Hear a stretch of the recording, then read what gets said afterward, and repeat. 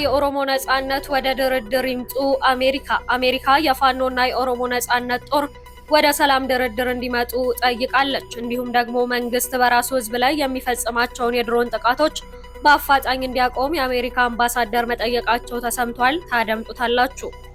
ፋኖ እጅግ በጣም ከባድ የሆነ ማስጠንቀቂያን አስተላልፏል። በሰፊው ይዘነዋል። በተመሳሳይ የአማራ ፋኖ ብሔራዊ ኃይል ከባድ ድል መጎናጸፉ ተሰምቷል።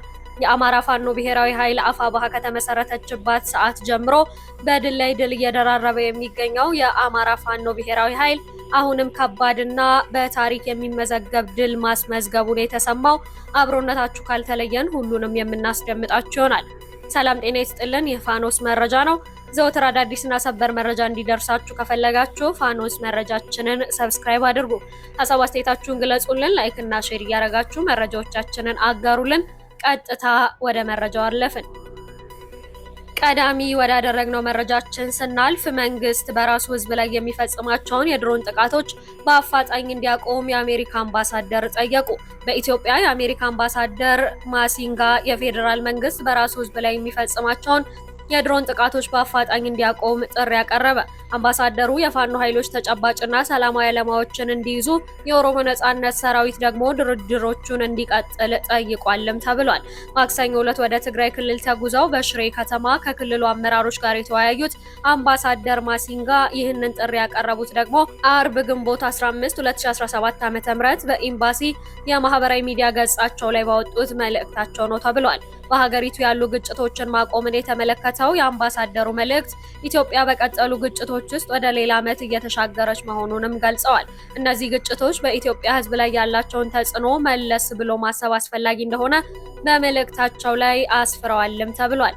ህዝቡን ለማስቀደም ጊዜው አሁን ነው ያሉት አምባሳደር ማሲንጋ ይህንን ለማድረግም ለኢትዮጵያ ውስጣዊ ግጭቶች ዘላቂ መፍትሄ መተግበር እንደሚያስፈልግም ገልጸዋል። የተፈናቀሉ ሰዎች ወደ ቤታቸው እንዲመለሱ ማድረግ እንዲሁም ደግሞ ህጻናት ትምህርታቸውን እንዲከታተሉና የጤና አገልግሎት እንዲያገኙ ማድረግም አስፈላጊ እርምጃዎች እንደሆኑ ጠቁመዋል። አምባሳደር ማሲንጋ በዛሬው መልእክታቸው በአማራና በኦሮሚያ ክልሎች በትጥቅ ትግል ላይ ላሉት የፋኖ ኃይሎችና የኦሮሞ ነጻነት ሰራዊት ጥሪ አቅርበዋል። ለፋኖ ኃይሎች ባሰፈሩት መልእክታቸው ዩናይትድ ስቴትስ ፋኖ ከተጨባጭና ሰላማዊ ዓላማዎች ጋር ወደፊት እንዲመጣ ጥሪ ታቀርባለችም ብለዋል። ቀጥለውም በኦሮሚያ የሚካሄደውን ግጭትን ለማቆም የኦሮሞ ነጻነት ሰራዊት ድርድሮቹን እንዲቀጥል ጥሪ እናቀርባለን ሲል ለሌላኛው ታጣቂ ቡድን መልእክታቸውን አስተላልፈዋል። አምባሳደር ማሲንጋ ያቀረቡት ሌላኛው ጥሪ የፌዴራል መንግስትን የሚመለከት ነው የተባለ ሲሆን ለመንግስት ባስተላለፉት መልእክት የሚፈጸመውን የድሮን ጥቃቶች እንዲያቆምም ጠይቀዋል። አምባሳደሩ የፌዴራል መንግስት በአፋጣኝ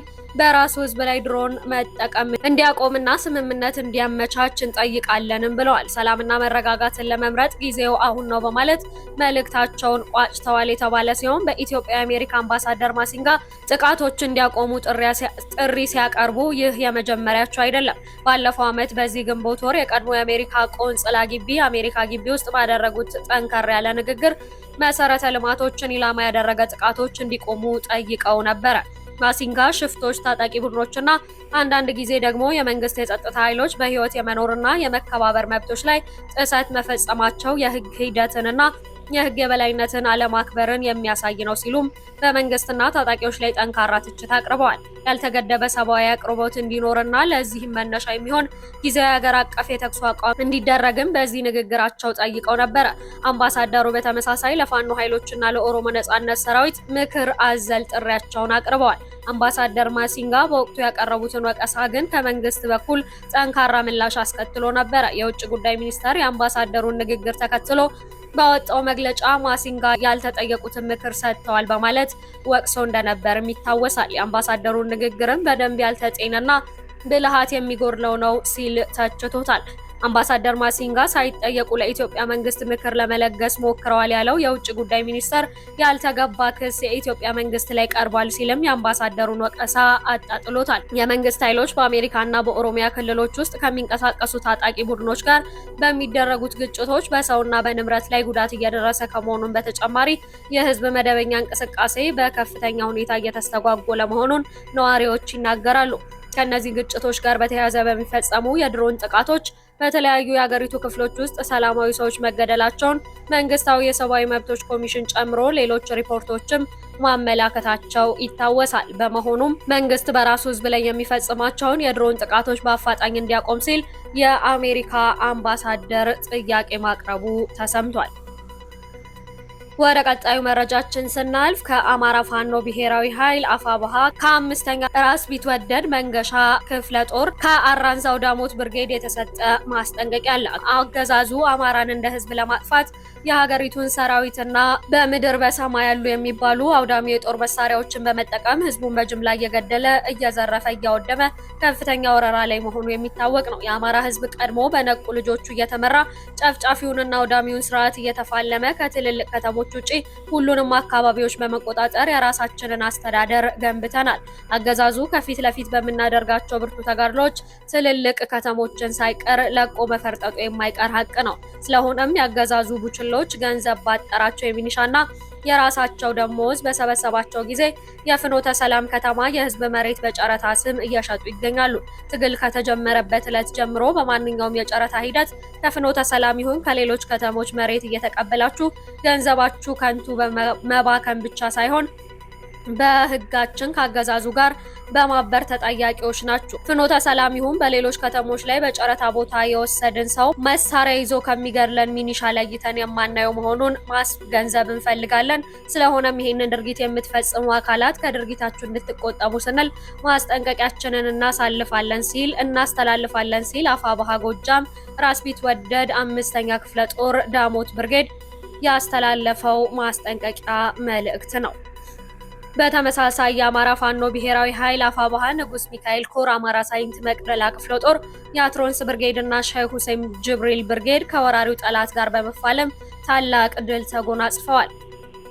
በመሃል ሳይንት ወረዳ በቆተት ከተማ የብኤዴን ግለሰቦች ስብሰባ ላይ በነበሩበት ሰዓት ተወርዋሪዎቹ አትሮንስ ብርጌድ አባላት በአጎብዳጁና በባንዳዎቹ ላይ ጉዳት አድርሰዋል። የባንዳ ስብስብ የሆኑትና የብኤዴን ሰዎች ህዝብን ሰብስበው በማስፈራራትና በማወናበር ላይ በነበሩት ጊዜ በተከፈተባቸው ድንገተኛ ተኩስ ያሰቡትን ሳያደርሱ እግሬ አውጭኝ ብለው ወደ መሸጉበት የወረዳ ከተማ ዴንሳ የፈረጠጡ ሲሆን በዚሁ ፈጣን ማጥቃት የሚሊሻ ጽሕፈት ቤት ኃላፊውን ጨምሮ 3 ቅጥረኞች ወደ ከርሰ መቃብር ወርደዋል።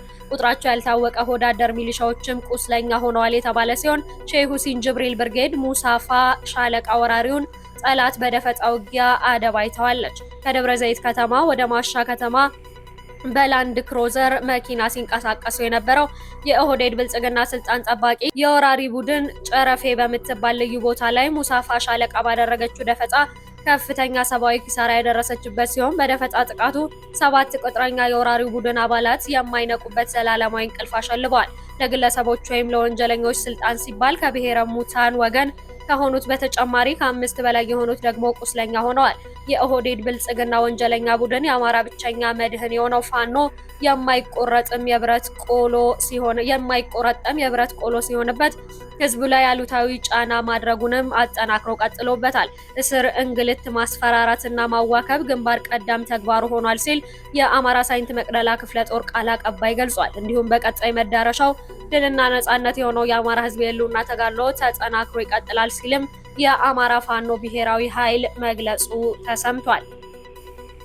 ውድ የቻናላችን ቤተሰቦች ለሰዓቱ ያዝንላችሁ መረጃዎች ይሄንን ይመስላሉ። በቀጣይ በሌሎች መረጃዎች እንመለሳለን። ይህ ፋኖስ መረጃ ነው። ዘወትር አዳዲስና ሰበር ትኩስ መረጃዎች እንዲደርሳችሁ ከፈለጋችሁ ፋኖስ መረጃችንን ሰብስክራይብ ማድረግ አትርሱ። ሀሳብ አስተያየታችሁንም በኮሜንት መስጫው ሳጥን ላይ አጋሩን። ላይክ እና ሼር እያደረጋችሁ የምንለቅላችሁን አዳዲስና ሰበር መረጃዎች ለመላው ዓለም አጋሩልን ስንል በትህትና እንጠይቃለን። በቀጣይ በሌሎች መረጃዎች እንመለሳለን። ሰናይ ቆይታ